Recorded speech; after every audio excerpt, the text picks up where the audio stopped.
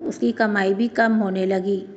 جب پھل پکنے کا موسم آیا تو پھل پک کے جب اترے تو ریحان نے اپنی بھابھی کو لا کر دیے، لیکن بھابھی کو کہاں فرصت اپنے دوستوں سے ہنسی مذاق کرنے کے علاوہ اور سجنے سنورنے کے علاوہ اسے کام ہی کیا آتا تھا۔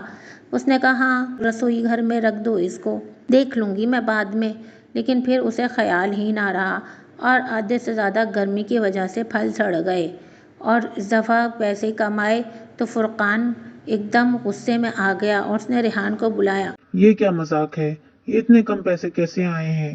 جس پر ریحان پہلے تو چپ رہا، تھوڑا سہم گیا، پھر اس نے بتایا کہ آپ اپنی بیوی کو بلا کر پوچھیں کہ یہ سب کیا ہے۔ میں نے تو ان کو سب چیزیں لا کر ان کے ہاتھ میں تھمائی تھیں، دودھ بھی اور پھل بھی، لیکن جب انہوں نے اس کو خیال سے نہ رکھا تو اسی وجہ سے وہ سامان خراب ہوا۔ جب پھل اور دودھ آدھے سے زیادہ خراب ہو گئے، تھوڑا سا سامان بچا تو جتنا سامان بکے گا اسی کے پیسے تو لا کے دوں گا نا میں۔ اس پر فرقان کو بہت غصہ آیا اور اس نے اپنی بیوی کو غصے سے بلایا۔ شنیلا شنیلا کدھر ہو تم؟ جس پر شنیلا اپنے فون پر مسلسل باتیں کر رہی تھی اور وہ بالکل بھی کوئی بات نہ سن رہی تھی، جس پر فرقان کو اور غصہ آیا۔ اس نے زور سے بلایا شنیلا۔ جس پر شنیلا ایک دم فون بند کر کے ان کے پاس آئی۔ جی چلاتے کیوں ہیں آپ؟ میں اپنی دوست سے فون پہ باتیں کر رہی تھی، آپ کو کیا پریشانی ہے؟ جس پر فرقان نے کہا پریشانی؟ تمہیں نظر نہیں آتا کیا؟ دودھ گھنٹوں کچن میں پڑا سڑ رہا ہے اور تمہیں کوئی فکر ہی نہیں، پھل سڑ رہے ہیں اور تمہیں کوئی فکر ہی نہیں۔ اپنی مصروفیات اور اپنی یہ دوستانے کم کرو تم اور گھر پہ توجہ دو۔ ہر وقت سجتی سنورتی رہتی ہو، اپنی دعوتوں میں مصروف رہتی ہو، تھوڑا ٹائم گھر کو بھی دے دیا کرو۔ جس پر شنیلا نے تنک کے کہا اجی مجھے ان سب کاموں کی عادت نہیں ہے، میرے باپ کے گھر میں تو ہر کام پہ نوکر تھے، ہمارے گھر میں یہ سارے کام نوکر چاکر کرتے ہیں، میں نہیں۔ اگر آپ کو ان سب کاموں کو کروانا ہے تو کوئی نوکر رکھ لیجئے، مجھ سے یہ کام مت کہا کیجئے، مجھے ان سب کاموں کی بالکل عادت نہیں ہے۔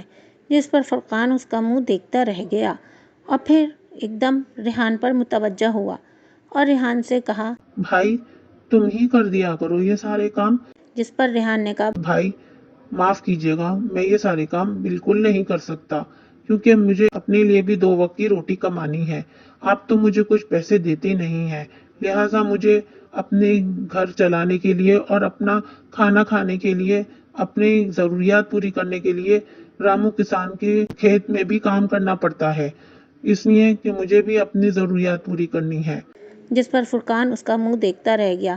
پہلی بار ریحان نے ہمت کر کے اپنے بھائی کو جواب دیا اور وہ اپنے کام پر چلا گیا۔ ایک دن بڑی زور کی بارش ہو رہی تھی، بہت بارش برس رہی تھی، رکنے کا نام ہی نہیں لے رہی تھی، تو ریحان بڑا پریشان ہوا اور وہ اپنے بھائی کے پاس گیا اور بھائی سے کہا بھائی میں آج رات نیچے کمرے میں سو جاؤں؟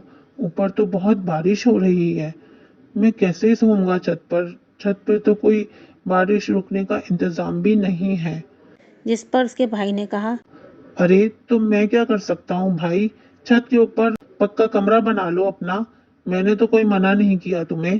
جس پر ریحان خاموش ہو گیا اور چپ چاپ وہاں سے رامو کسان کے گھر چلا گیا۔ انہوں نے اپنے گھر میں اسے پناہ دی۔